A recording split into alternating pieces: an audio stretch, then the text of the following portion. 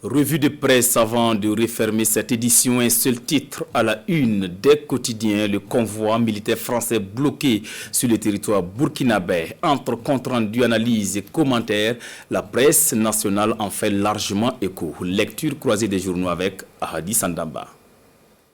Blocus convoi militaire français, demi-tour obligé à Kaya. C'est la une de l'Observateur Palga.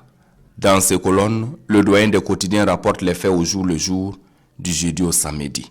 C'est un mouvement spontané de milliers de manifestants qui ont stoppé les éléments de la colonne de l'impressionnant convoi militaire français à l'entrée de la ville de Kaya. En dépit des actions de médiation initiées par le gouvernement burkinabé, la situation ne s'est pas décantée. Une manifestation qui a connu le triomphe d'un garçon de 13 ans.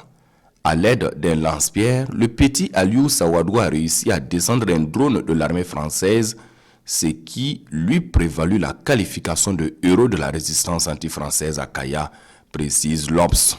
Que reproche-t-on au juste à la France, s'interroge aujourd'hui au Faso. De ne pas pouvoir en finir avec les terroristes, de gagner les richesses du Sahel, pire, d'aider les terroristes en les recrutant et entraînant où? Une série de réponses sous forme d'interrogation, mais nul ne le sait, avis de l'éditorialiste pour qui la posture de la France, bouc émissaire, est un pis-aller. Alors, il ne faut pas se tromper de combat ni de guerre, ni d'ennemi, jusqu'à ce que la preuve soit administrée que la France n'est pas un ennemi déclaré du Burkina, conclut aujourd'hui au Faso. Ne sommes-nous pas en train de perdre des partenaires au moment où même nous en avons le plus besoin, s'interroge Sidouaya.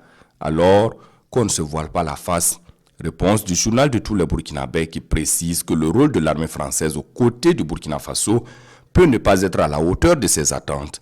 Mais il faut reconnaître que la menace n'a jamais été aussi prégnante que depuis le déclenchement de l'opération Serval, puis de Barkhane.